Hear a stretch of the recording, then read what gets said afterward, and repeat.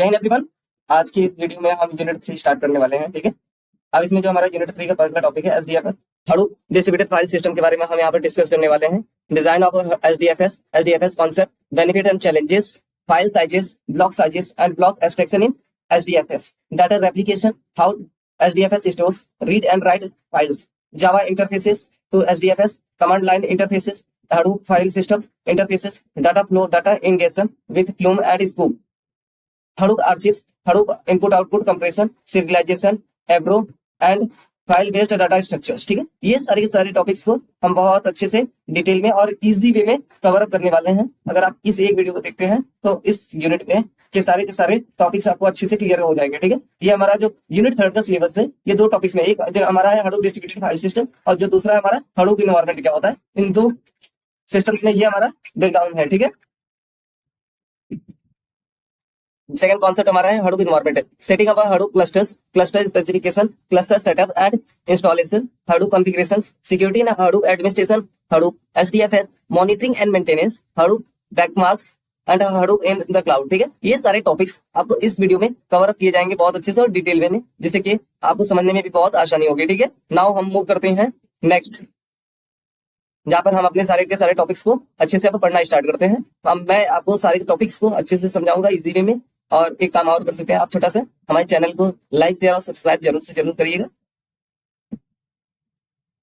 ना पहले हमारा है इंट्रोडक्शन पार्ट। ठीक है, इंट्रोडक्शन पार्ट में हमारा Hadoop का फुल फॉर्म होता है Hadoop डिस्ट्रीब्यूटेड फाइल सिस्टम्स, और ये हमारा जो है प्राइमरी Hadoop एप्लीकेशन है जिसको हम बनाया गया था डाटा पीसेस को रिलायबल और एफिशिएंट वे में स्टोर करने के लिए मल्टीपल लोकेशन पर। ठीक है, मल्टीपल मशीन यानी कि लोकेशंस। ठीक है, और ये हमारे जो मशीन्स होते हैं ये लो कॉस्ट मशीन्स होती हैं, जिनकी वजह से हमारा कॉस्ट का रिडक्शन बहुत कम हो जाता है।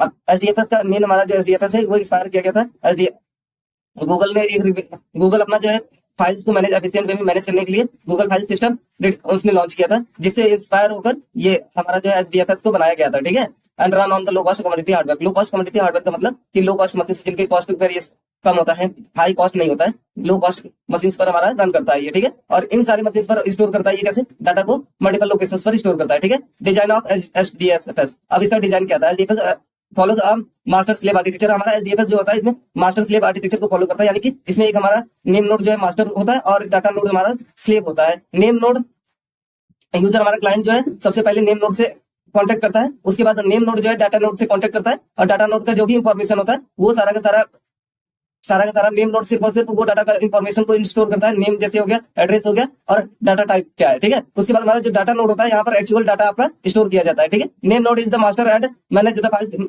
File system name space file names directories block mappings. ठीक है, नेम नोड हमारा जो है मास्टर स्लेव होता है और ये मैनेज करता है फाइल सिस्टम्स को, जिसमें कि नेम स्पेस को फाइल नेम और डायरेक्टरीज को मैनेज करने के लिए यूज किया जाता है। इसके बाद हमारा जो सेकंड आता है इसका डाटा नोड।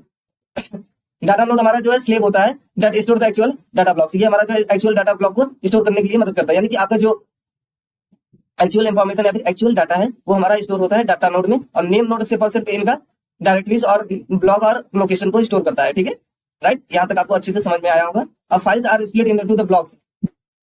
अब हमारे जो नेम नोड में फाइल्स होते हैं वो सारी की सारी फाइल्स हमारी ब्लॉक्स के फॉर्म में रहती है। ठीक है, ब्लॉक का मतलब कि छोटे छोटे पार्ट्स में स्टोर होते हैं। सपोज करिए कि आपका 256 MB का कोई डाटा है, उनको जो है हमारा ज्यादातर 128 या फिर 256 MB के डाटा में तोड़ दिया जाता है, जिसके बाद उनको अलग अलग क्लस्टर्स और नोड्स में स्टोर किया जाता है and distributed across data nodes. Data node अलग अलग डाटा नोड्स पर डिस्ट्रीब्यूट किया जाता है। सपोज करिए अगर आपने फाइल भेजा कोई सिंपल फाइल, ठीक है, उसको सबसे पहले जो है इनपुट स्प्लिट में से की मदद से उसको जो है छोटे छोटे पार्ट्स में डिवाइड कर लिया जाएगा। हो सकता है उन छोटे छोटे पार्ट्स का मैक्सिमम कैपेसिटी हो सकती है 128 MB टू 256 MB का फाइल में तोड़ दिया जाता है। उसके बाद उनको जो है डाटा नोड में स्टोर कर लिया जाता है और उनके अलग अलग कॉपीज बनाई जाती हैं और मल्टीपल स्टोरेज लोकेशन पे स्टोर किया जाता है, ताकि आपका जो डाटा है वो सेफ रहे और जब भी हम जरूरत पड़े हम रिट्राइव कर सके। अगर सिस्टम हमारा सपोज करिए इन केस सिस्टम हमारा फेल हो जाता है, उस केस में भी हम डाटा को रिलायबल तरीके से स्टोर करके रखें। ठीक है, it is design for high fault tolerate high throughput and large scale data. ठीक है, इसका जो डिजाइन किया गया था इसका हाई टॉलरेंट के लिए डिजाइन किया गया था, और उसके बाद जो हमारा थ्रूपुट इसका हाई होना चाहिए और लार्ज डाटा स्टोरेज के लिए हमने इसको डिजाइन किया गया था। ठीक है, नेक्स्ट हमारा है एसडीएफएस के कॉन्सेप्ट। ठीक है, एसडीएफएस का क्या कॉन्सेप्ट क्या होता है, नेम नोड क्या होता है। नेम नोड हमारा जो है मेटा डाटा एक of the file like permissions block locations and directory structure it does not store the actual data. Name node हमारा जो मेटा डाटा होता है, जैसे कि फाइल्स का परमिशन क्या होता चाहिए, उसका ब्लॉक का लोकेशन क्या है, डायरेक्टरी स्ट्रक्चर का क्या है, इन सारी चीजों को ये स्टोर करता है। बट इसके अंदर कोई भी आपका जो डाटा एक्चुअल डाटा है वो स्टोर नहीं होता है। ये सिर्फ और सिर्फ डाटा का पर्सनल इंफॉर्मेशन को स्टोर करता है, जिसकी मदद से ये फर्दर प्रोसेसिंग कर सके। ठीक है, डाटा नोड क्या होता है? Data node stores the actual data blocks, etch block is replicated for reliability. Data node जो है आपका एक्चुअल डाटा को स्टोर करता है और सारे के सारे जो भी आपके पास डाटा है वो सारे के सारे आपके रेप्लिकेट किए जाते हैं, मतलब कि उनके सारे के सारे के कॉपीज क्रिएट होती हैं ताकि उनका रिलायबल स्टोरेज में हम यूज कर सके और जो डाटा हमने स्टोर किया है उसको रिलायबल तरीके से स्टोर कर सके। ठीक है, नेक्स्ट हमारा है ब्लॉक, मतलब smallest unit of the storage in HDFS, a large file is split into blocks which are distributed. Block क्या होता है? हमारा जो ये हमारा स्मॉलेस्ट यूनिट ऑफ एचडीएफएस का होता है, इसमें हमारे लार्ज फाइल जो होता है उसका छोटे छोटे ब्लॉक्स में तोड़ दिया जाता है और उसके बाद उनको अलग अलग डिस्ट्रीब्यूशन लोकेशन पे अलग अलग नोड्स पे स्टोर कर लिया जाता है। ठीक है, रेप्लिकेशन में आता है कॉन्सेप्ट। रेप्लिकेशन में क्या होता है? Blocks are replicated across multiple data nodes to ensure fault tolerance.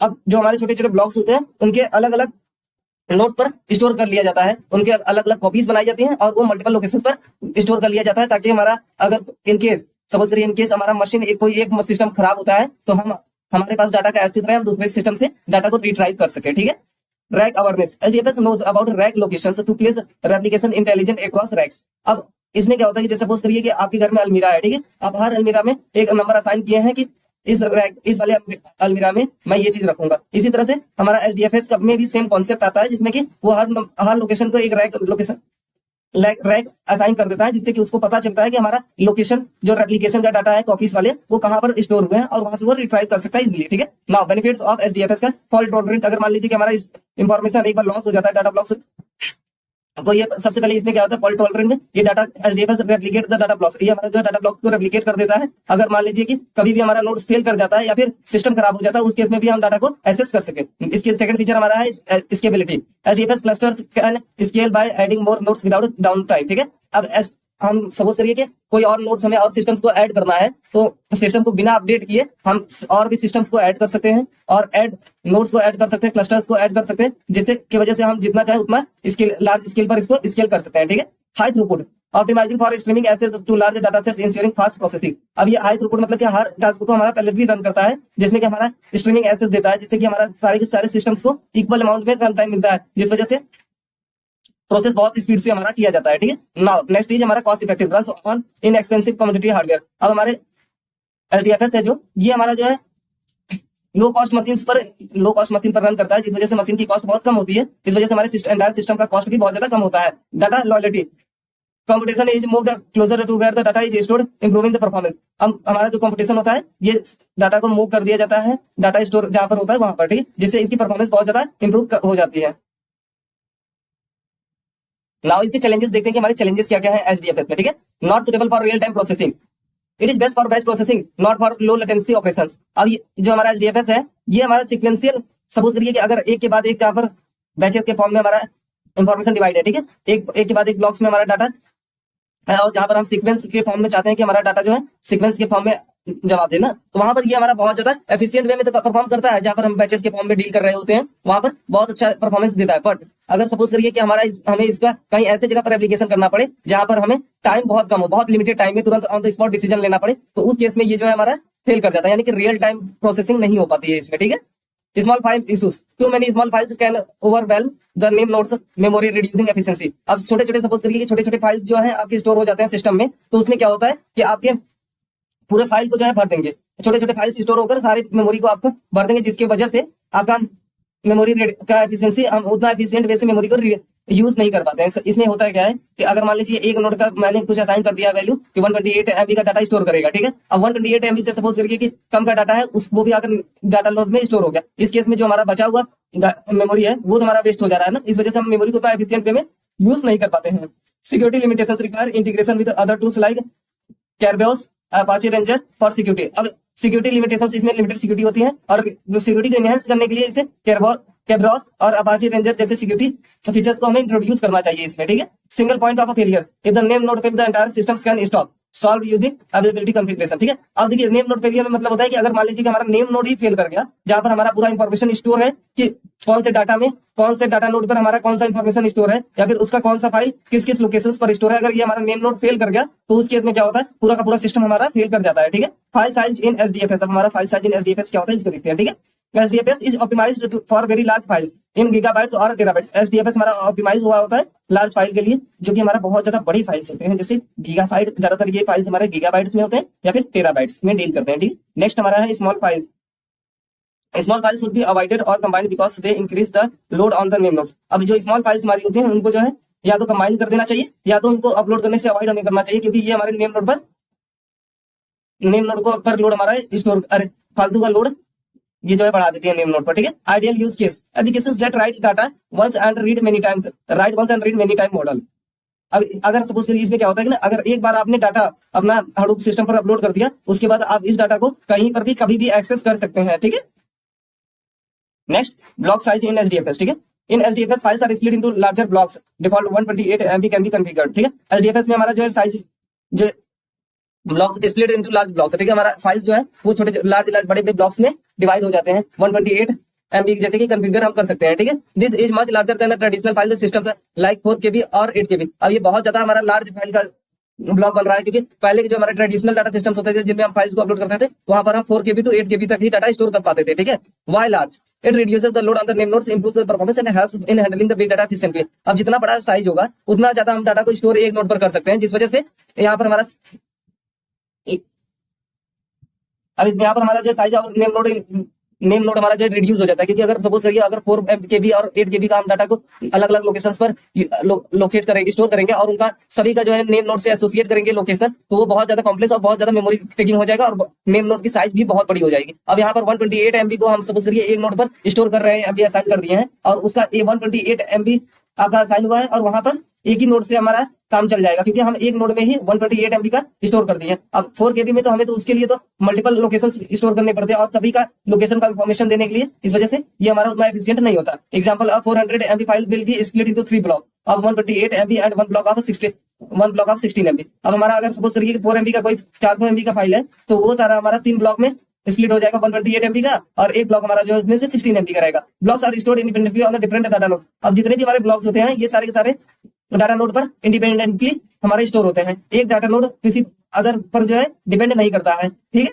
तो इस वजह से हमें जो है सब के सब इंडिपेंडेंट है, तो यहाँ पर हमें कोई और प्रॉब्लम्स भी नहीं होती है, फेस करनी पड़ती है डाटा रिट्राइवल के केस में, ठीक है। Users don't manage blocks directly, HDFS handle it automatically, is called block abstraction. अब यूजर खुद जो है ब्लॉक पर डायरेक्टली मैनेज नहीं करते, हैंडल करते हैं, बट एचडीएफएस हमारा ऑटोमेटिकली इस परफॉर्मेंस को करता है, जिसे हम ब्लॉक एब्स्ट्रैक्शन परफॉर्मेंस करते हैं, ठीक है। अब जैसे कि हमारा जो भी यूजर है वो जो फाइल अपना अपलोड कर रहा है वो सिंपल फाइल अपलोड कर देता है, बट हमारा एचडीएफएस क्या करता है कि उसके अंदर इसको ऑटोमेटिकली ही वो सबको असाइन कर देता है 128 MB, किसको चाहिए 16 MB का डाटा, इन सबको वो खुद ही मैनेज कर लेता है, जिसकी वजह से ये हमारा ब्लॉक एब्स्ट्रैक्शन होता है, ठीक है। Data replication in HDFS maintains multiple replicas default in 3 of each blocks. अब हमारा एचडीएफएस क्या है कि मल्टीपल रेप्लिकास, सारे के सारे ब्लॉक्स जो है उनका अलग अलग रेप्लिकास बनाता है ताकि हम मेंटेन कर सके डाटा को, और कभी भी डाटा अगर एक सिस्टम से डिलीट होता है तो हम दूसरे सिस्टम से रिट्राइव कर सके, और इसका जो डिफॉल्ट होता है वो 3 होता है, और इसको हम चेंज भी कर सकते हैं, ठीक है। रेप्लिकेशन स्ट्रेटजी में क्या होता है, first replica of the local node. अब पहला हमारा जो कॉपी होता है वो लोकल नोड का होता है, second of the different node in the same rack. अब दूसरा जो हमारा कॉपी होता है वो डिफरेंट नोड्स का होता है जो कि सेम रैक में होते हैं, ठीक है। सेम रैक का मतलब कि सपोज करिए कि आपका एक बुक है और उस बुक का कोई सेम बुक जो आपका पास सपोज करिए कि एक बुक है, ठीक है, और उस बुक के एक सेल्फ में आप रख रहे हैं पर्टिकुलर बुक्स टाइप में, तो वो सारे के सारे बुक्स को आप एसोसिएट कर सकते हैं कि ये हमारा एक नोड है, ठीक है। और उसी तरह से यहाँ पर भी इसी सेम बुक्स को अलग नोड अगर रैक में आप स्टोर कर रहे हैं तो उसको भी हम नेक्स्ट नोड कर सकते हैं, ठीक है।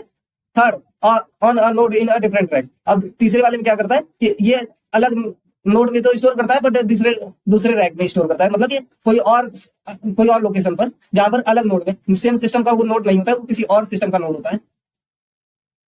अब ये इंश्योर करता है हमारा कि डाटा हमारा हाईली अवेलेबल होना चाहिए, ड्यूरेबल होना चाहिए और फॉल्ट टॉलरेंस, यानी कि कभी भी अगर सिस्टम हमारा किसी बाई चांस कोई सिस्टम में मिस्टेक आता है उसकी वजह से हमारा डाटा रिप्लिकेट ना करे, ये फॉल्ट टॉलरेंट में भी हमारा मदद करता है, ठीक है। If one node fails the system automatically read from another replica. अगर सपोज करिए कि हमारा एक नोड फेल कर जाता है सिस्टम, तो सिस्टम अपने आप ही दूसरे रेप्लिका से जाकर डाटा को रीड कर सकता है, ठीक है। नेक्स्ट हमारा है ब्लॉक एब्स्ट्रैक्शन, ठीक है। एचडीएफएस में हमारा जो फाइल होता है वो डिवाइड होता है 128 to 156 बाइट में, ठीक है, एमबी के फॉर्म में डिवाइड होता है, लार्ज ब्लॉक्स के फॉर्म में। अब ये जो हमारे सारे के सारे ब्लॉक्स होते हैं ये इंडिपेंडेंट, सबके सब इंडिपेंडेंट होते हैं, यानी कि एक हमारा ब्लॉक दूसरे ब्लॉक पर डिपेंड नहीं करता है, और ये सारे के सारे अलग अलग लोकेशंस पर जाकर स्टोर होते हैं, ठीक है, क्लस्टर्स के फॉर्म में। यूजर्स और the applications do not deal with the actual block management. अब हमारा जो यूजर होता है वो सिंपल फाइल को अपलोड करने का काम करता है, वो इनसे डील नहीं करता है, वो जाकर डील नहीं करता है कि कौन सा फाइल कहां पर स्टोर होगा। ये पूरा का पूरा सिस्टम हमारा ऑटोमेटिकली एचडीएफएस नेम नोड में खुद ही मैनेज करता है, ठीक है। This concept of separating file managing into 2 blocks is called block abstraction. अब इसी कॉन्सेप्ट को जो हमारा एचडीएफएस खुद से ही अपने खुद ही जो है हर फाइल को सेपरेट मैनेज कर रहा है, इसको इसी को ब्लॉक एब्स्ट्रैक्शन कहते हैं, ठीक है। बेनिफिट्स ऑफ ब्लॉक एब्स्ट्रैक्शन का पहला बेनिफिट क्या होता है, scalability. Large file can be stored across many nodes, easy to add more storage by adding more nodes, ठीक है। अब लार्ज फाइल हमारा जो है अलग अलग, अरे लार्ज फाइल अगर सपोज करिए एक है ना, तो वो हमारा अलग अलग नोड्स पर जाकर स्टोर हो जाता है, और इससे हमारा क्या होता है कि हम नोट्स को डिलीट भी कर सकते हैं और ऐड भी कर सकते हैं इजीली न्यू नोट्स को, ठीक है। फॉल्ट टॉलरेंस, अगर सपोज करिए कि हमारा एक ब्लॉक किसी वजह मशीन फेलियर की वजह से डिस्ट्रॉय हो जाता है, तो हम फिर भी डाटा को कॉपी वाले ब्लॉक्स जो हम जहां पर डाटा को कॉपी किया है वहां से हम रिट्राइव कर सकते हैं, ठीक है। रेप्लिका वाले से कॉपी ले सकते हैं। इसके बाद नेक्स्ट है efficient storage and load distribution. Files are divided into blocks and stored across multiple data nodes. हमारी जितनी भी फाइल्स होती हैं वो सारी की सारी ब्लॉक्स के फॉर्म में डिवाइड होती हैं और अलग अलग मल्टीपल डाटा नोड्स पर जाकर स्टोर की होती है, ठीक है। This allows parallel processing and better resource utilisation. अब इससे क्या होता है कि हमारा पैरेलल प्रोसेसिंग होता है और जो रिसोर्स का यूटिलाइजेशन होता है वो हम बहुत ज्यादा बेटर वे में होता है, ठीक है। अब नेक्स्ट हमारा सिंप्लीफाइड डाटा मैनेजमेंट। अब सिंप्लीफाइड डाटा मैनेजमेंट क्या होता है, HDFS does not need to keep the track on every byte or kilobyte, so just blocks makes the name node efficient and less overloaded, ठीक है। एचडीएफएस जो है हमेशा ये नहीं ट्रैक करता है कि हमारा कौन सा बाइट कहां पर या फिर किलोबाइट कहां पर जाकर स्टोर है, ठीक है। Just the blocks. अब ये सिर्फ ट्रैक करता है कि हमारा ब्लॉक कहां पर स्टोर है, ठीक है, क्योंकि इसने क्या किया कि सारे के सारे फाइल्स को ब्लॉक के फॉर्म में तोड़ दिया है, तो इसे सिर्फ जाकर ये ब्लॉक और डाटा नोड को चेक करता है, जिसकी वजह से ये बहुत ज्यादा सिंप्लीफाइड हमारा मैकेनिज्म हो जाता है। अगर हम इस डाटा को किलोबाइट और बाइट के फॉर्म में स्टोर कर दे तो वहां पर हमें ये पता लगाना पड़ता है कि कहां पर कितना बाइट का हमारा स्टोरेज है, तो ये बहुत ज्यादा हैवी प्रोसेस हो जाता है, ये बहुत ज्यादा कॉम्प्लेक्स प्रोसेस हो जाता है, ठीक है। Makes the name node efficient and less overloaded. इससे हमारा जो है नेम नोड हमारा बहुत एफिशिएंट है और इसमें ओवरलोड भी बहुत कम हो है, ठीक है। नेक्स्ट हमारा है optimisation, optimise data access. Processing can happen when the block is stored data locality which reduces network traffic. अब ऑप्टिमाइज डाटा एक्सेस में क्या होता है कि प्रोसेसिंग हमारा बहुत स्पीड से होता है, जिसकी वजह से जहां पर हमारा डाटा होता है वहीं पर हमारी प्रोसेसिंग हो जाती है, जिसकी वजह से हमारा नेटवर्क ट्रैफिक में बहुत ज्यादा रिड्यूस हो जाता है स्पेस में। नाउ अब हम देखने वाले हैं कि हमारा एचडीएफएस किस तरह से डाटा को स्टोर करता है, ठीक है। File in split into blocks. पहले when a file is stored in HDFS it automatically divides into larger blocks. Default size is 182 to 56 MB, ठीक है। अब जैसे ही हम डाटा फाइल को स्टोर करते हैं HDFS के अंदर, ये अपने आप ही खुद डिवाइड कर देता है फाइल्स को लार्ज ब्लॉक्स के फॉर्म में, ठीक है, जहां पर 128 टू 56 इसका मैक्सिमम बाइट्स होता है। नेक्स्ट हमारा होता है metadata management by the name node, ठीक है।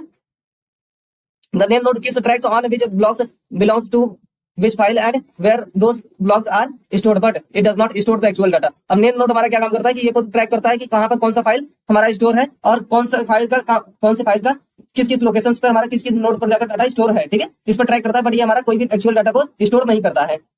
Data stored in data nodes. The actual files is stored in the multiple data nodes which are the worker machine in the clusters. अब हमारा जो actual file जो है वो data node में जाकर स्टोर होता है, जो कि हमारे वर्कर मशीन के क्लस्टर्स में जाकर स्टोर होता है, ठीक है। क्लस्टर्स मतलब जिससे कि एक आपका अंगूर होता है, अंगूर के गुच्छे की तरह ये क्लस्टर्स हमारे होते हैं, और एक अंगूर जो हमारा होता है सपोज करिए वो हमारा एक नोड होता है, डाटा नोड, ठीक है। और इसी के फॉर्म में हमारे जो है सारे सारे अंगूर जो है गुच्छे के फॉर्म में, क्लस्टर्स के फॉर्म में जो है स्टोर करता है ये डाटा, ठीक है।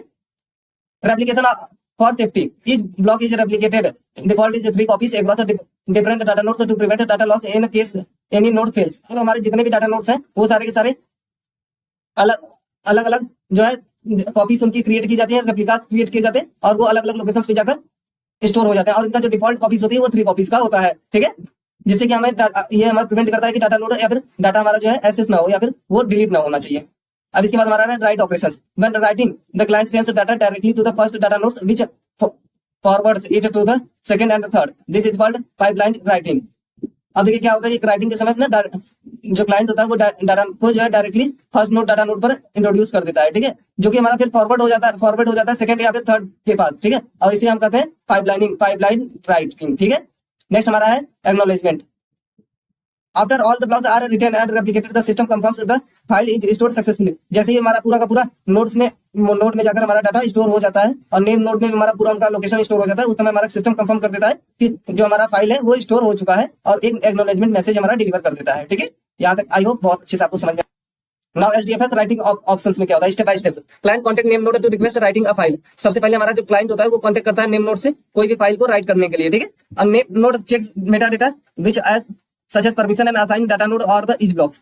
अब नेम नोड जो है सबसे पहले चेक करता है मेटा डेटा को, उसके बाद फिर ये जो हमारा परमिशन असाइन करता है डाटा नोड्स को सभी ब्लॉक्स के लिए, ठीक है। नेक्स्ट हमारा है file is split into blocks. File हमारा जो है वो ब्लॉक्स में के फॉर्म में स्प्लिट हो जाता है। The client writes each block to the first data nodes which then forward it into the second and third pipelining. अब सबसे पहले क्लाइंट क्या काम करता है, राइट करता है इस ब्लॉक्स को और उसको फर्स्ट डाटा नोड में सेंड कर देता है, जिसके बाद जैसे जैसे वो अपना फाइल को सेंड करता है वो अलग अलग फर्स्ट के बाद सेकंड थर्ड में हो जाकर अपने आप जो है सेंड फॉरवर्ड होते जाते रहते हैं, जिसे हम पाइपलाइनिंग करते हैं। ठीक है, once all the replicas are written data nodes send acknowledgement back to the client. अब जैसे हमारा पूरा का पूरा रेप्लिका रिटन हो जाता है, लिखा जाता है, उसके बाद डाटा नोड क्या काम करता है, एक मैसेज एक्नॉलेजमेंट मैसेज सेंड कर देता है क्लाइंट को कि हमारा आपका जो फाइल था वो पूरा का पूरा स्टोर हो चुका है सिस्टम के अंदर। ठीक है, अब name node updates the metadata once the write is successful. और जैसे ही हमारा राइट सक्सेसफुल हो जाता है उस समय नेम नोड पूरा का पूरा डाटा नोड को अपलोड कर देता है। ठीक है, अपडेट करता है कि हमारा जितना भी डाटा है सक्सेसफुली रिटर्न हो चुका है।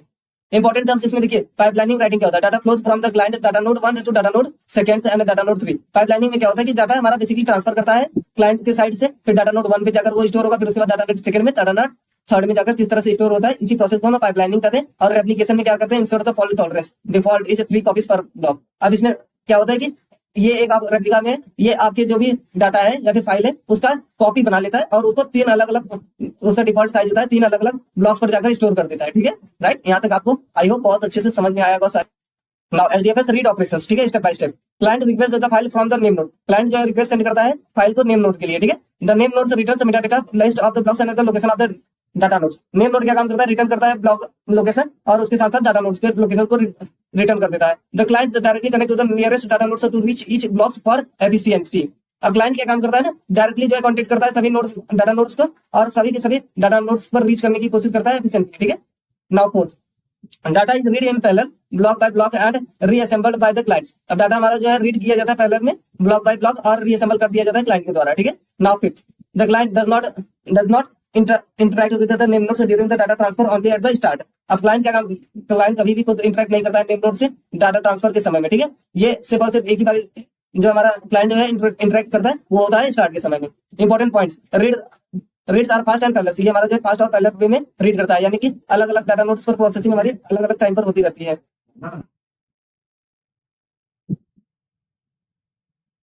देखिए, हडूप में क्या होता है ना, जावा हमारा प्रोवाइड करता है interaction Hadoop distributed file system में। ठीक है, यहाँ पर हमारा जावा इंटरेक्शन प्रोवाइड करता है कि किस तरह से हमारा एक फाइल दूसरे फाइल से या फिर जो हमारी फाइल अलग अलग लोकेशंस पर फाइल स्टोर है वो किस तरह से आपस में कम्युनिकेट करते हैं। ये हमारा जो इंटरफेस जो है प्रोवाइड करने का काम करता है जावा इंटरफेस। ठीक है, here are the key operations. अब इनके क्या क्या ऑपरेशंस होते हैं। हडूप यूआरएल स्कीम में uses a unique URL schemes, data unique URL schemes to refer the files, directories and HDFS.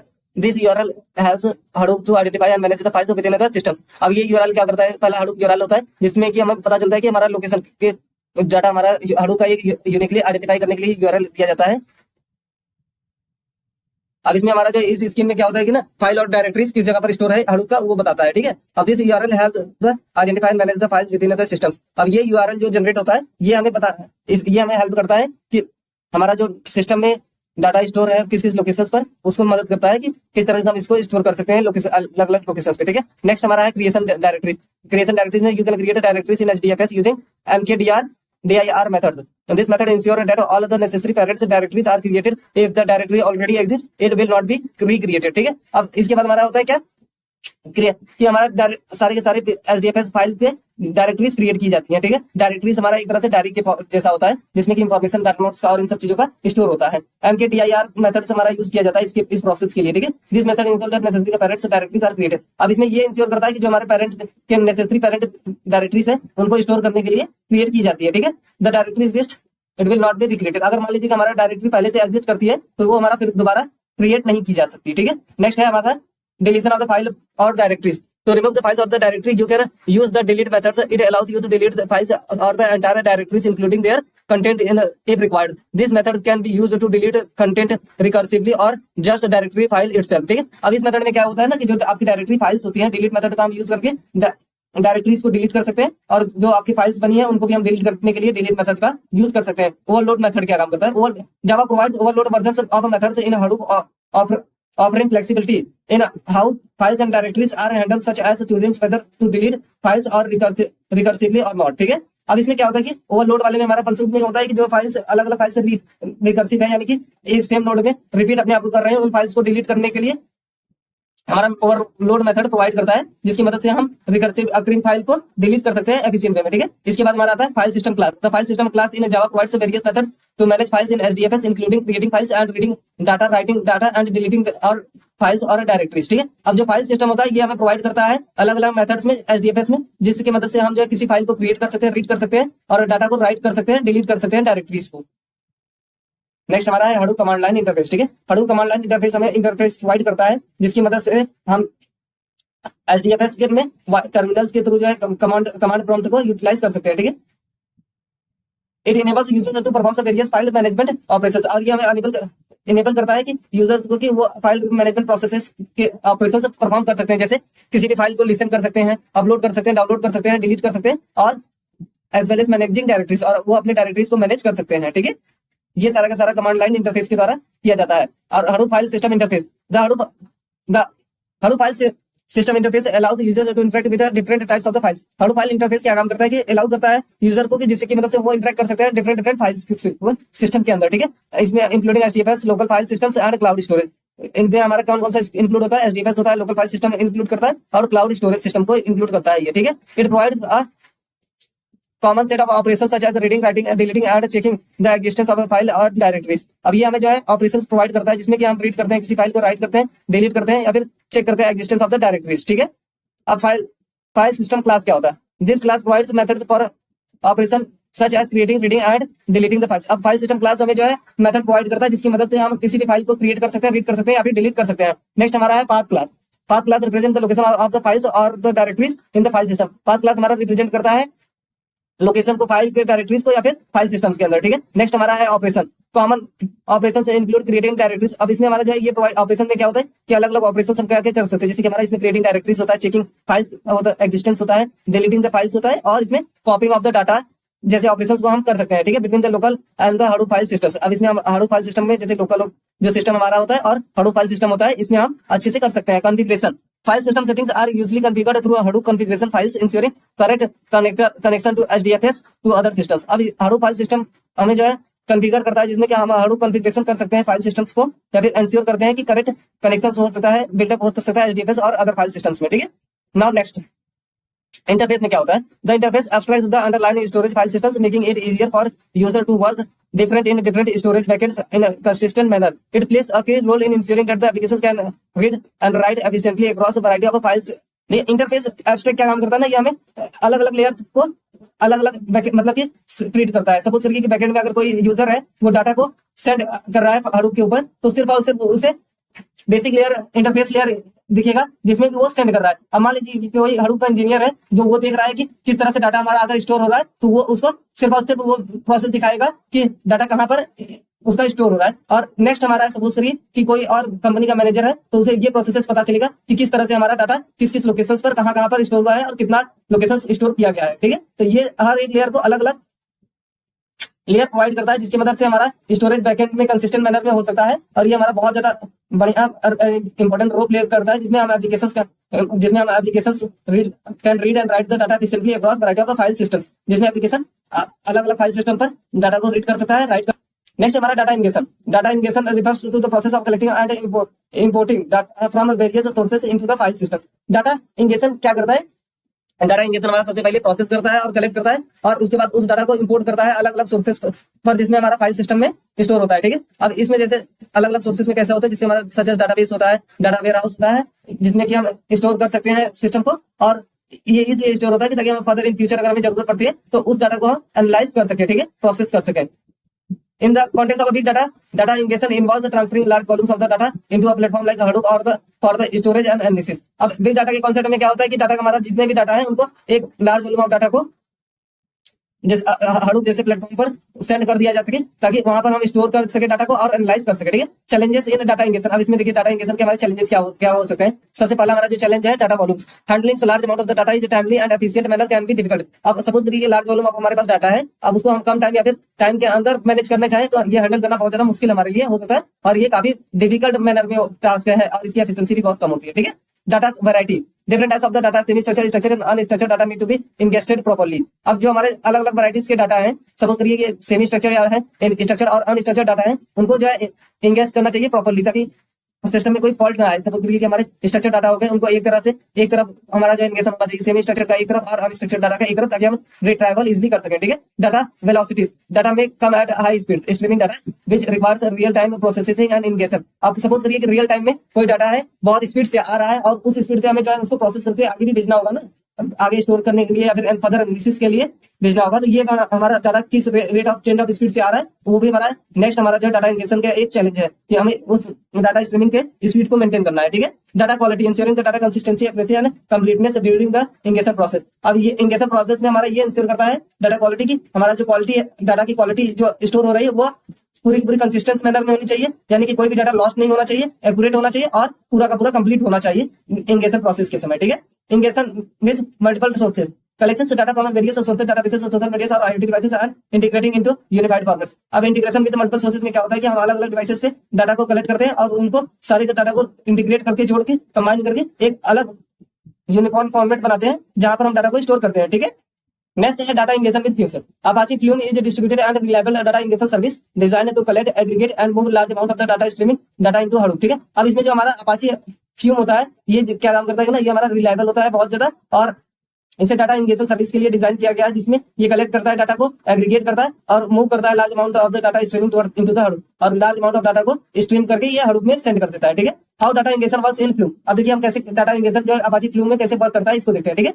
Source में data is ingested from various sources such as log files, websites and और the streaming services. अब data हमारा जो है अलग अलग files के through जो है इंगेस्ट किया जाता है, जैसे हमारा लॉग फाइल्स हो गया, वेबसाइट हो गया और स्ट्रीमिंग सर्विसेज हो गया। ठीक है। अभी नेक्स्ट हमारा है channel. The data is transfer through the channel like memory और the file channel to ensure reliable data flow. अब डाटा को हमें जो हमारा डाटा जनरेट हुआ है उसको हम ट्रांसफर करते हैं किसी या फिर मेमोरी के तौर पे या फिर किसी फाइल सिस्टम फाइल चैनल का यूज करके, ताकि हमारा जो डाटा है वो रिलायबल वे में और वो कंटिन्यूअस फ्लो में स्टोर हो डाटा। ठीक है। नेक्स्ट हमारा sink. The data is finally sent to the destination such as HDFS other storage systems for further processing and analysis. अब नेक्स्ट हमारा सिंक में क्या होता है कि डाटा हमारा जो सेंड कर दिया जाता है डेस्टिनेशन पर, जहां पर हम एचडीएफएस में स्टोर करते हैं डाटा को और उसको फिर प्रोसेस करते हैं और एनालाइज करते हैं। नेक्स्ट हमारा है flow configuration. Flume used a configuration file to define the flow of the data from the source link. अब फ्लो कॉन्फ़िगरेशन में क्या होता है कि Flume यूज करता है हमारा कॉन्फ़िगरेशन फाइल्स को, जिसमें वो डिफाइन करता है डाटा के फ्लो को और सोर्स के सिंक को। ठीक है।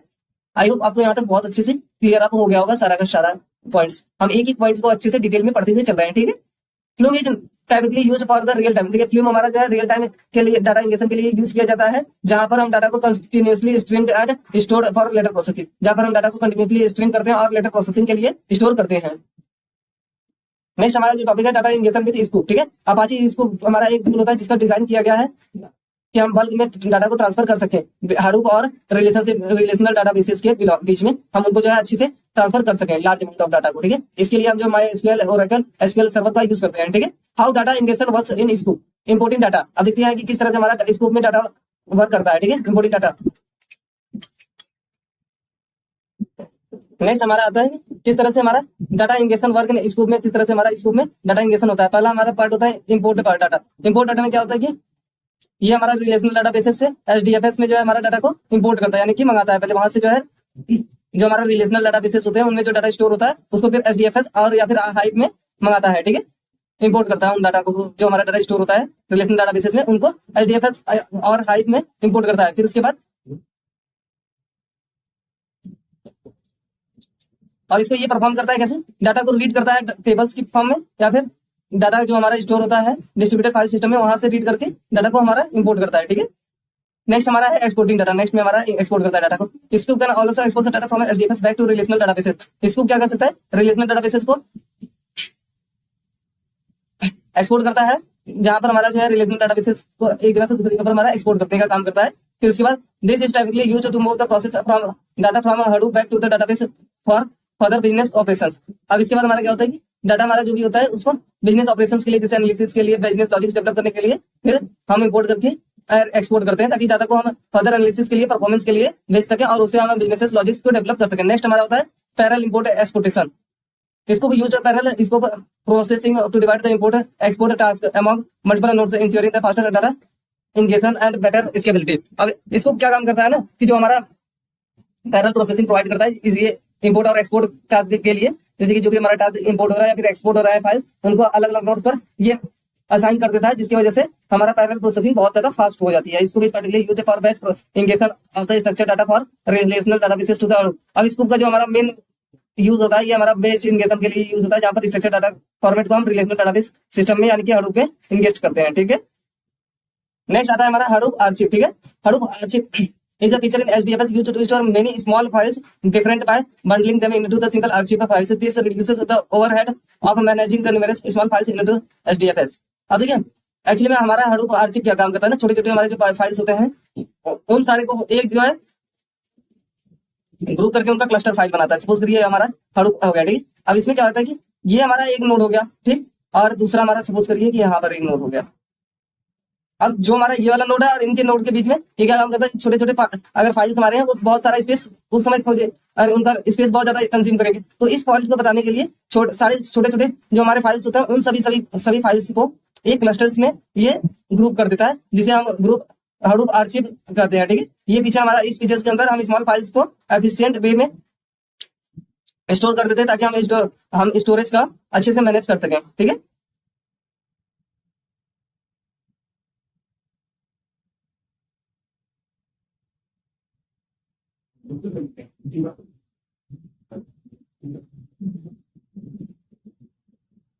नेक्स्ट हमारा है how it works. Small files are grouped into smaller single archive file in HDF. अब हमारी जो छोटी छोटी फाइल्स होती हैं वो सारी की सारी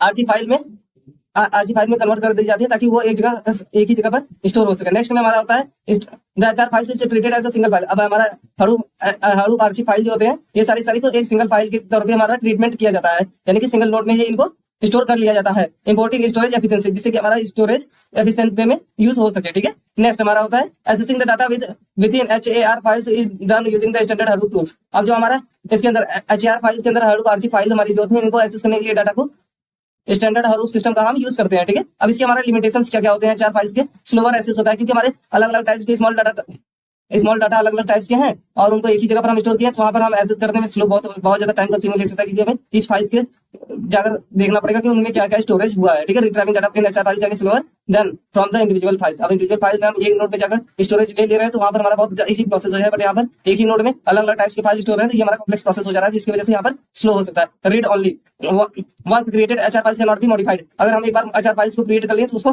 मॉडिफाई नहीं कर सकते, सिर्फ और सिर्फ एक ही बार क्रिएट करने के बाद हम उसमें रीड कर सकते हैं डाटा को। No compression, HR does not compression which may limit its efficiency. अब एचआर फाइल में सपोज करिए जितना भी हमारा डाटा है वो data as it is data उसको हम कंप्रेस नहीं कर सकते, जिस वजह से ये हमारा इसकी लिमिट्स को हम एफिशिएंटली यूज नहीं कर पाते। नेक्स्ट हमारा था मैनेजमेंट कॉम्प्लेक्सिटी। अब छोटे छोटे स्मॉल फाइल्स होते हैं तो उनको मैनेज करना बहुत ज्यादा मुश्किल टास्क होता है और टाइम टेकिंग टास्क होता है, जिसकी वजह से ये हमारा टाइम कॉम्प्लेक्सिटी हमारा बढ़ जाता है इसमें। ठीक है, नेक्स्ट हमारा आता है लिमिटेड टूल्स सपोर्ट। अब इसके अंदर हमारे बहुत सारे टूल्स नहीं होते हैं या फिर टूल्स की कमी हो सकती है, जिसकी वजह से हम डाटा को एफिशिएंटली मैनेज नहीं कर सकते हैं। ठीक है, एचआर फाइल्स हमारे बहुत कम होते हैं और एक ही क्लस्टर्स में हम ग्रुप करते हैं तो उसके लिए हम बहुत मिनिमम टूल्स का यूज करते हैं। ठीक है,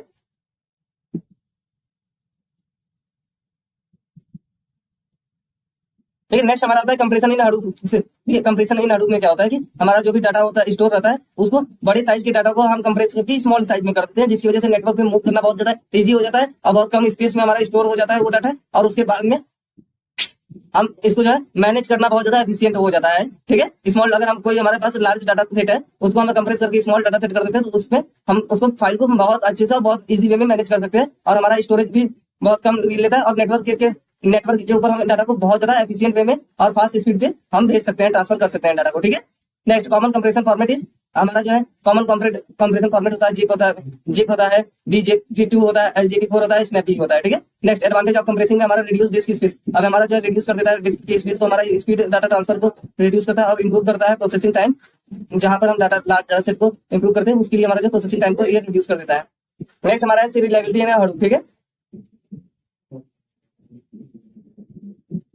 serializability is the process of converting data into a format that can be stored or transmitted। serializability क्या होता है, हमारा एक प्रोसेस होता है जिसमें कि हम एक डाटा फॉर्मेट को दूसरे डाटा फॉर्मेट में चेंज कर देते हैं, जिसकी वजह से वो एक जगह स्टोरेज से दूसरे स्टोरेज पर ट्रांसमिट करना बहुत ज्यादा इजी टास्क बन जाता है। इन Hadoop serialization it helps to store and transfer data in a way that can be easily read from a written or the ecosystem। अब हडूप में हमारा जो एक ऑफर करता है serializability फंक्शन, जिसकी वजह से हम डाटा को एक प्रोसेस से दूसरे प्रोसेस से ट्रांसफर कर देते हैं इजिली। ठीक है, और हम उसे इजीली रीड और राइट कर सकते हैं एक सिस्टम से दूसरे सिस्टम पर, ठीक है। serializability fault in Hadoop. और serializability का फॉर्मेट क्या होता है हमारा हडूप में?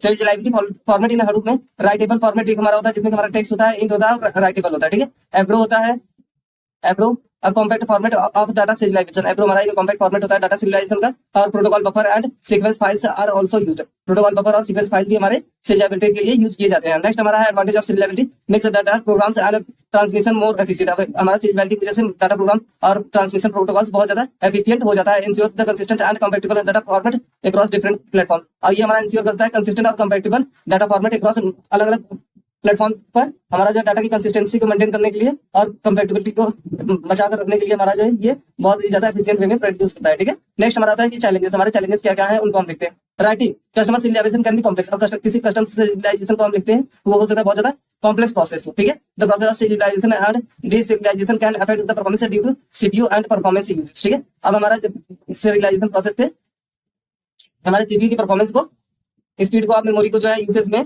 जो है बहुत ज्यादा हो सकता है कि परफॉर्मेंस को रिड्यूस कर सकते। एब्रो एक डाटा सिविलाइजेशन सिस्टम होता है हडूप में जिसका मेन काम होता है कि एफिशिएंट डाटा एक्सचेंज के लिए यूज किया जाता है, ठीक है। It provides a compact fast binary format and is used to serialize the data for the storage और ट्रांसमिशन। अब ये हमें प्रोवाइड करता है कॉम्पैक्ट और फास्ट बाइनरी फॉर्मेट प्रोवाइड करता है जिसकी मदद से हम जो डाटा को सिरियलाइज कर सकते हैं और स्टोरेज पर ट्रांसमिट कर सकते हैं वेरी फास्ट, ठीक है। Avro is especially useful when working with the big data and supports scheme evolution, changing data structure over the time. Avro क्या देखिए हमारा होता है, Avro डाटा सिविलाइजेशन सिस्टम से used in the Hadoop efficient data exchange. Avro हमारा एक data civilisation system होता है जो कि हमारा Hadoop में यूज किया जाता है फॉर डाटा एफिशिएंट और डाटा एक्सचेंज के लिए यूज किया जाता है, ठीक है। It provides a compact fast binary format and is used to serialize data for storage और ट्रांसमिशन। अब ये हमारा क्या किस लिए यूज किया जाता है? फास्ट बाइनरी फॉर्मेट में डाटा को रखने के लिए और उनको सीरियलाइज करने के लिए ताकि वो तेजी से मूव ऑन कर सके स्टोरेज को during transmission of the data, ठीक है। तो उसके लिए हमारा ये यूज किया जाता है। Avro is specially useful when working with the big data. Avro हमारा ज्यादातर तभी यूज किया जाता है एवरो जब हम बिग डाटा के टर्म्स में वर्क करते हैं, यानी कि जहां पर हम large data amount of data से डील करते हैं वहां पर हमारा एवरो यूज किया जाता है। और इसका मेन पर्पस होता है कि जो हम serializability को मेंटेन करना during the transmission of the data, ठीक है। And supports scheme evolution changing data structures over time. और ये हमारा जो सपोर्ट करता है स्कीम इवोल्यूशन को जिसमें कि चेंजिंग डाटा, जिसमें हमारा data structure over the time change होता रहता है, ठीक है। नेक्स्ट हमारा है compact and fast. Avro uses the binary formats which makes it faster and smaller in size compared to text based formats। अब Avro हमारा जो binary formats को यूज करता है जिस वजह से ये हमारा बहुत ज्यादा फास्ट होता है और इसकी साइज भी बहुत ज्यादा कम होती है as compare to the as compare to text format. अगर टेक्स्ट फॉर्मेट में हम डाटा को सीरियलाइज में भेज रहे हैं तो उससे हमारा कम में जो है 0 और 1 से हम सिर्फ मार्क कर सकते हैं डाटा को, तो इससे हमारा जो डाटा का साइज बहुत ज्यादा छोटा हो जाता है ना, तो इस वजह से ये बहुत ज्यादा फास्ट भी होता है हमारा, ठीक है। स्कीम बेस्ड होता है। Data is always stored in the schema. अब हमारा डाटा जो होता है वो सारा का सारा स्कीमा में स्टोर किया जाता है। This ensures that the data can be read without needing an external schema. अब ये हमारा इंश्योर करता है कि जो डाटा है वो रीड किया जा सकता है बिना किसी एक्सटर्नल स्कीमा के मदद से, ठीक है। नेक्स्ट हमारा होता है सपोर्ट एंड स्कीमा इवोल्यूशन। हमें अलाउ करता है changes in schema over the time and like adding और removing the fields without breaking. Avro हमें जो है अलाउ करता है कि हम चेंजेस कर सके स्कीमा में time over the time, like अगर हमें कोई फील्ड को रिमूव करना होगा या फिर डाटा को बिना ब्रेक किए कंपैटिबिलिटी को इंप्रूव करना होगा तो उसको हम कर सकते हैं। इंटरप्रियोरिटी क्या होता है? एवरो सपोर्ट मल्टीपल प्रोग्रामिंग लैंग्वेजेस। एवरो हमारा जो है मल्टीपल प्रोग्रामिंग लैंग्वेजेस को सपोर्ट करता है, जैसे जावा हो गया, पाइथन हो गया, सी हो गया, DC, making it easier for a multi language environment. अब इससे ये बहुत ज्यादा इजी हो जाता है, जैसे कि हमारा मल्टी लैंग्वेज इन्वायरमेंट हो जाता है। अगर यूजर को कोई भी लैंग्वेज आ रही है तो वो कोई भी अपना यूज इनमें से पाइथन को, जावा को, सी को यूज करके वो रिट्राइव कर सकता है, उसे अदर लैंग्वेज सीखने की जरूरत नहीं पड़ेगी, ठीक है। Integrate with the Hadoop system. अब ये हमारा जो है एवरो इंटीग्रेट हो सकता है हडूप सिस्टम की वजह से, जैसे कि हडूप टूल, जैसे कि हमारा हाइव होता है, पीक होता है और मैप रेडियस के माध्यम से ये इंटीग्रेट कर सकता है हडूप इकोसिस्टम की वजह से, ठीक है। नेक्स्ट अब इसमें हम देखते हैं कि एवरो हमारा किस तरह से काम करता है, एवरो की वर्किंग है, ठीक है। Avro store data along with its schema in a container file. Avro क्या काम करता है कि ये स्टोर करता है डाटा को हमारा स्कीमा में, जिसमें कि कंटेनर फाइल होती है इसकी। When writing data it uses a defined schema to serialize the data into a binary format. अब जब हम डाटा को लिख रहे होते हैं उस समय ये क्या काम करता है, डाटा को सिरियलाइज स्कीमा में कन्वर्ट कर देता है जिससे कि हम इसे बाइनरी फॉर्मेट में यूज कर सकते हैं, ठीक है। When reading the system uses schemas either from the file or provided externally। अगर जब जिसमें हम सिस्टम को रीड करते हैं उस समय ये स्कीमा को प्रोवाइड करता है जिससे कि हम एक्सटर्नली फाइल को रीड कर सकते हैं, एक्सटर्नली फाइल को रीड कर सकते हैं या फिर डिसेंट्रलाइज द डाटा या फिर हम डिजिटलाइज द डाटा कर सकते हैं, ठीक है। डाटा अगर हमारा जो सीरियल नंबर में हम उसको डिसीरियलाइज भी कर सकते हैं इसकी मदद से, ठीक है। Because both data and schemas are stored together, Avro ensures data is portable and self and this describing, ठीक है। अब क्योंकि देखिए हमारा इसमें क्या होता है कि डाटा और स्कीमा दोनों के दोनों एक ही साथ स्टोर हो गए हैं, इसलिए ये ग्रुप हमारा इंश्योर करता है कि जो डाटा स्टोर है वो हमारा पोर्टेबल है और सेल्फ डिस्क्राइबिंग है, ठीक है। नेक्स्ट है हमारा Hadoop environment, setting up Hadoop clusters, ठीक है। Next, setting up a Hadoop environment involves preparing hardware and software to work in a distributed systems for processing the big data। अब setting up में क्या होता है कि हम प्रिपेयर करते हैं हार्डवेयर और सॉफ्टवेयर कंपोनेंट्स को, जिसकी मदद से हम वर्क कर पाए डिस्ट्रीब्यूटेड सिस्टम में प्रोसेसिंग ऑफ बिग डाटा, ठीक है। हम जिसकी मदद से जो है बिग डाटा को प्रोसेस कर सकते हैं अपने इजिली में और इन एफिशिएंट मैनर। नेक्स्ट हमारा आता है cluster specification. Before setting up Hadoop hardware software requirements must be defined. अब हम हडूप को सेटिंग करने से पहले जो है हमारा हार्डवेयर और सॉफ्टवेयर का जो भी रिक्वायरमेंट्स है उसको हमें स्पेसिफाई कर देना चाहिए। पहले हमारा हार्डवेयर रिक्वायरमेंट्स में क्या होता है, वन मास्टर नोड, एक हमारा इसमें मास्टर नोड होना चाहिए, दूसरा हमारा मल्टीपल स्लेव नोड होने चाहिए, और तीसरा होता है each node should be have the sufficient RAM. Her node के पास एक सफिशिएंट रैम होना चाहिए ताकि डाटा को हम स्टोर कर सके एटलीस्ट 8 GB। मिनिमम जो हमारा 8 GB का हर नोड के पास रैम होना चाहिए, ठीक है। सीपीयू और स्टोरेज कैपेसिटी, और सबके पास सीपीयू होना चाहिए और एक स्टोरेज कैपेसिटी होना चाहिए। सॉफ्टवेयर रिक्वायरमेंट्स में क्या होना चाहिए, सॉफ्टवेयर में हमारा लिनक्स बेस्ड ऑपरेटिंग सिस्टम होना चाहिए, और जावा जेडीके 8 और लेटर का वर्जन हमारे पास मैंडेटरी है जिसको हडूप सिस्टम को रन करने के लिए चाहिए हमें, ठीक है। और SSH configuration for password less communication between the nodes, SSH configuration हमारा चाहिए ताकि हम पासवर्ड लेस कम्युनिकेशन एस्टैब्लिश कर सके एक नोड्स के दूसरी नोड्स के बीच में, ठीक है। अब इसके बाद नेक्स्ट हमारा आता है Hadoop binary files can be downloaded from Apache website. अब हडूप बाइनरी फाइल्स हमारे जो होते हैं इनको हम अपाची फाइल से डाउनलोड कर सकते हैं, ठीक है। नेक्स्ट हमारा आता है क्लस्टर सेटअप। अब इसमें हम देखते हैं कि क्लस्टर्स को किस तरह से सेटअप करते हैं। हमने पहले ऊपर देखा कि क्लस्टर का स्पेसिफिकेशंस क्या क्या होती है, और अब आगे हम देखेंगे कि क्लस्टर का सेटअप किस तरह से किया जाता है। Next setting up cluster means connecting all the machines to the work together.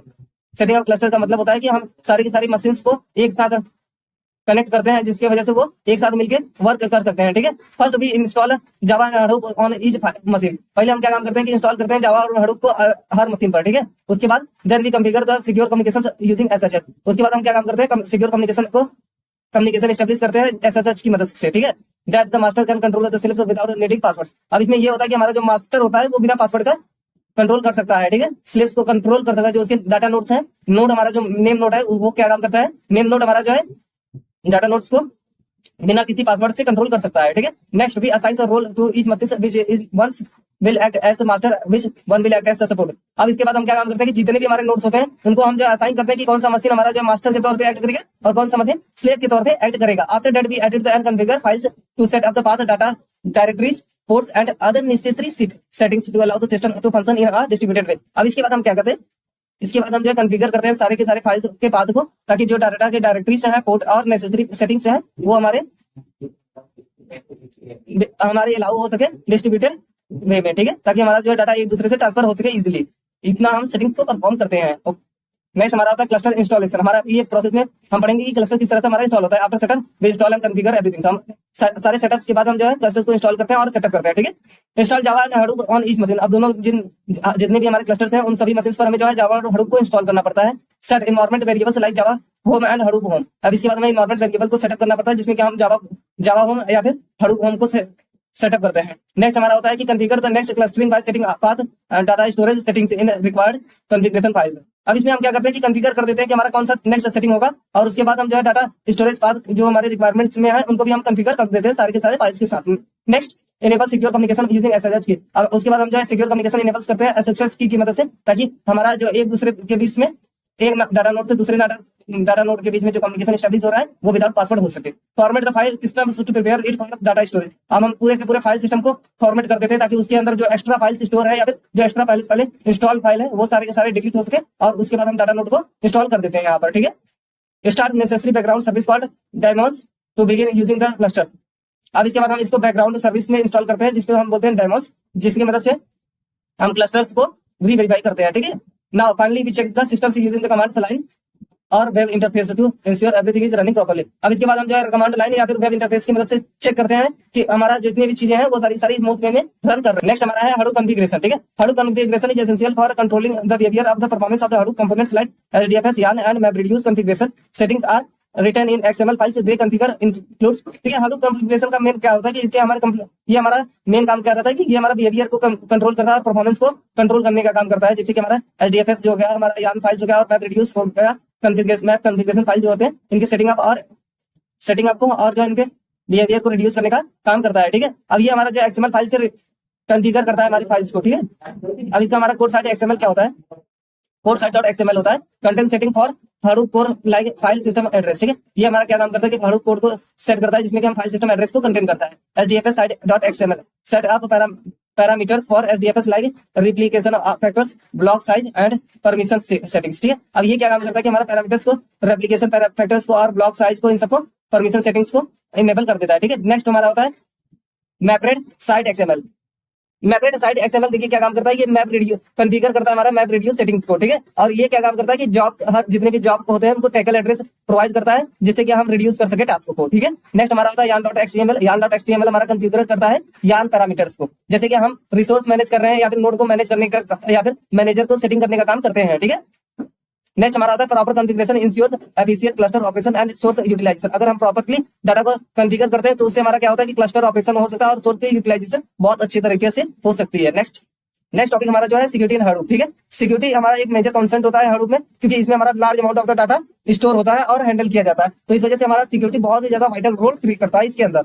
Hadoop हमारा प्रोवाइड करता है बहुत सारी मैकेनिज्म जिसकी मदद से हम जो है इंश्योर करते हैं कि डाटा हमारा प्रोटेक्टेड है, ठीक है। अब पहला हमारा होता है ऑथेंटिफिकेशन। ऑथेंटिफिकेशन में क्या होता है कि वेरीफाई करता है केरोबेस का यूज करके, जिससे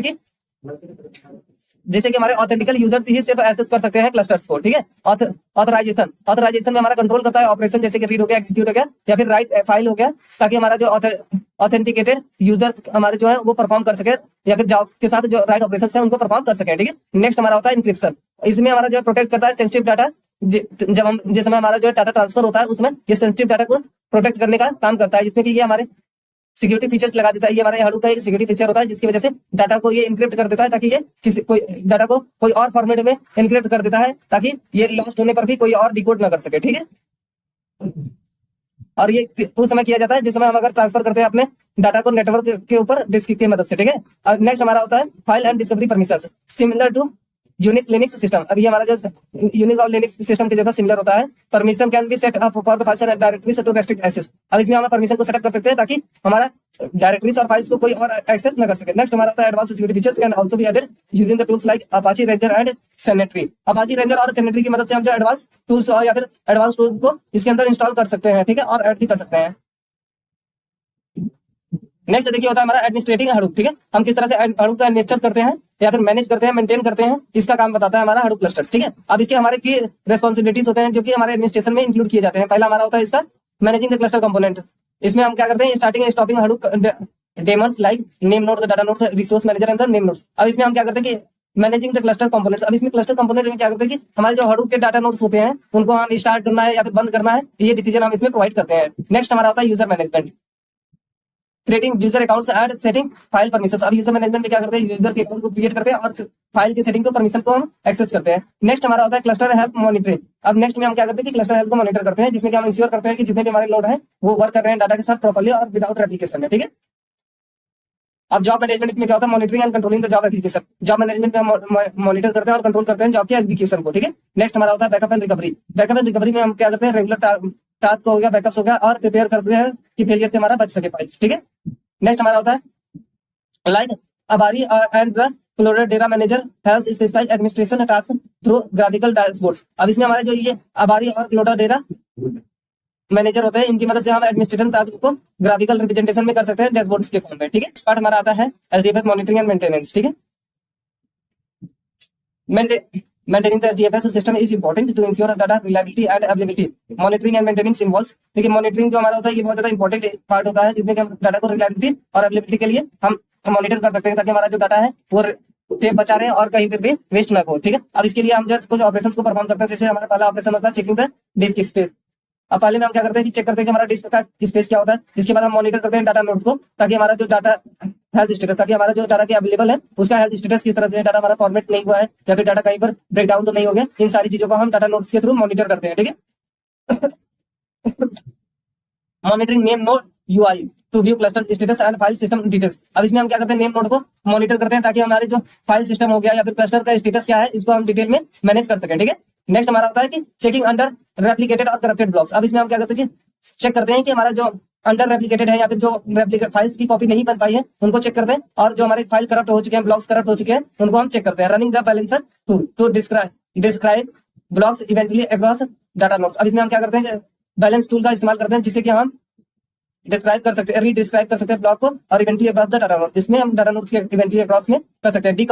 decommission and adding data nodes are needed. Decommission करना और एडिंग डाटा नोड्स हमें बहुत ज्यादा नीड होती है। Timely monitoring helps prevent data loss and performance issues. अब अगर हम समय समय पर मॉनिटर कर रहे हैं तो उससे हमारा जो परफॉर्मेंस बहुत ज्यादा एफिशिएंट रहता है और डाटा नोड्स भी बहुत ज्यादा सेफ अच्छे रहते हैं। ठीक है,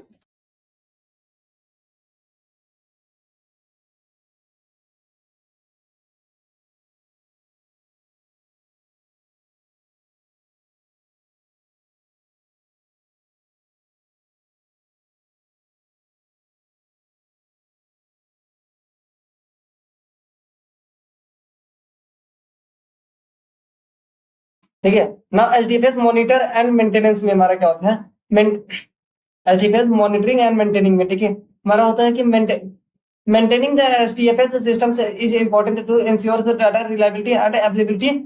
Monitoring and maintaining the involves, देखिए अब हमारा जो मॉनिटरिंग बहुत ज्यादा हमारा इंपॉर्टेंट होता है, क्योंकि इसमें हम जो है डाटा को अवेलेबिलिटी और रिलायबिलिटी को मॉनिटर करते हैं, ठीक है, ताकि हमारा डाटा अवेलेबल रहे।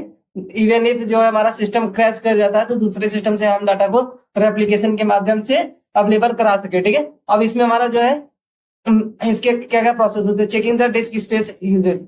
अब हम जो है इसमें सबसे पहले प्रोसेस में होता है कि हम चेक करते हैं कि डिस्क में हमारा कितना स्पेस यूज कर रहा है या फिर कितना ज्यादा स्पेस ले रहा है किसी एलिमेंट को स्टोर करने के लिए, उसको चेक करना चाहिए। मॉनिटरिंग डाटा नोट्स, हमें डाटा नोट्स को मॉनिटर करना चाहिए। नेक्स्ट हमारा है monitoring name notes.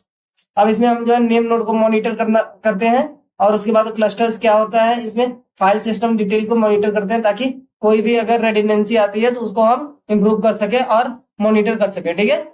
Checking the under replicated और करप्टेड ब्लॉक्स। अब इसमें हम जो अंडर रेप्लिकेटेड ब्लॉक्स को, यानी कि जो हमारे वो नोट्स जो हमें अभी रेप्लिकेट नहीं हुए हैं या फिर अंडर रेप्लिकेशन प्रोसेस में है, उनको चेक करना और उसमें से अगर कोई ब्लॉक मान लीजिए करप्ट हो गया है तो उसके डाटा को रिट्राइव करने का काम हम करते हैं मॉनिटरिंग के थ्रू, ठीक है।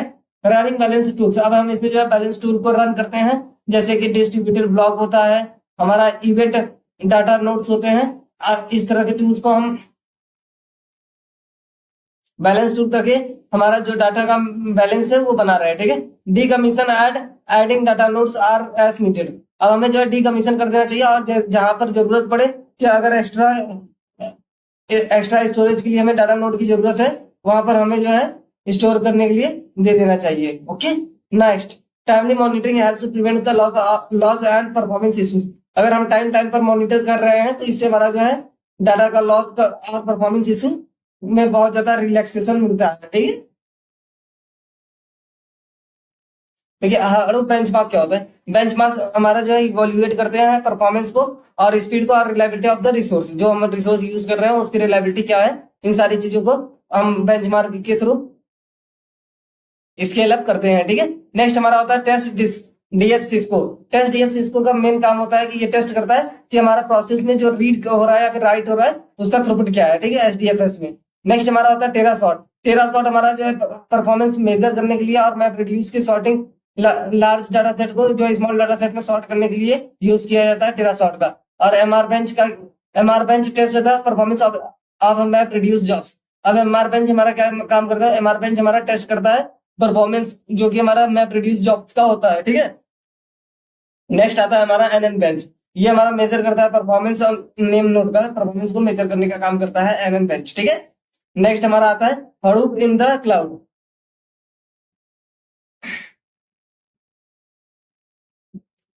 Running Hadoop in the cloud offers flexibility, scalability and reduce maintenance. अगर हम क्लाउड में अगर हडूप को इस्तेमाल करते हैं तो उसमें क्या होता है कि हमारा डाटा फ्लेक्सिबल हो जाता है, ठीक है। एक प्लेटफॉर्म से दूसरे प्लेटफॉर्म पर डाटा भेजना बहुत ज्यादा इजी हो जाता है। अब इसकी बात स्केलेबिलिटी, हम बहुत ज्यादा एक्सपेंड कर सकते हैं अपनी डाटा की फ्लेक्सिबिलिटी इन सब को बहुत ज्यादा दूर तक एक्सपेंड कर सकते हैं। और रिड्यूस मेंटेनेंस, इससे हमारे जो मेंटेनेंस कॉस्ट भी रिड्यूस हो जाती है, ठीक है। अब इसके बाद नेक्स्ट हमारा आता है cloud platforms like Amazon, AWS, Microsoft azure, HD insights and Google cloud data pro supports Hadoop, ठीक है। अब हमारे जैसे क्लाउड के सब टर्म्स होते हैं, जैसे हमारा हडूप हो गया, एडब्ल्यूएस हो गया, माइक्रोसॉफ्ट एज्योर हो गए और डाटा एचडी इनसाइट्स हो गया या फिर गूगल क्लाउड से डेटापोर्ट सपोर्ट हो गए, ये सारे के सारे हमें जो है प्रोवाइड करते हैं प्लेटफॉर्म्स की, जहां पे हम हडूप को क्लाउड के ऊपर मैनेज कर सके, ठीक है। अब इसके बाद advantage of Hadoop in cloud. अब हमारे हडूप का एडवांटेज क्या क्या होता है, ठीक है। ऑन डिमांड रिसोर्स स्केलिंग, अब ये हमारे जैसे जैसे हमारा डिमांड बढ़ेगा उस हिसाब से हम डाटा को मैनेज कर बढ़ा सकते हैं, ठीक है। अगर डिमांड बहुत ज्यादा बढ़ती है तो इन फ्यूचर हम जो है मशीनों को ऐड करके डाटा और बढ़ा सकते हैं, जिससे की वजह से हमारा ज्यादा उतना ज्यादा कॉस्ट एफिशिएंट भी होता है ये, ठीक है। पे एज पर प्राइसिंग मॉडल, जिस तरह से हमारा प्राइसिंग मॉडल है उसी तरह से हम पे कर सकते हैं इसमें, ठीक है। जो मॉडल हम सेलेक्ट करते हैं यूज करने के लिए उसकी प्राइस क्या है उस हिसाब से हम जो है पेमेंट कर सकते हैं। No need for physical infrastructure, इसमें कोई भी फिजिकल इंफ्रास्ट्रक्चर की जरूरत ही नहीं पड़ती है आपको, यानी कि आपको कोई भी हार्डवेयर इंफ्रास्ट्रक्चर जो फिजिकल में हमें रहना चाहिए उनकी कोई जरूरत नहीं पड़ती।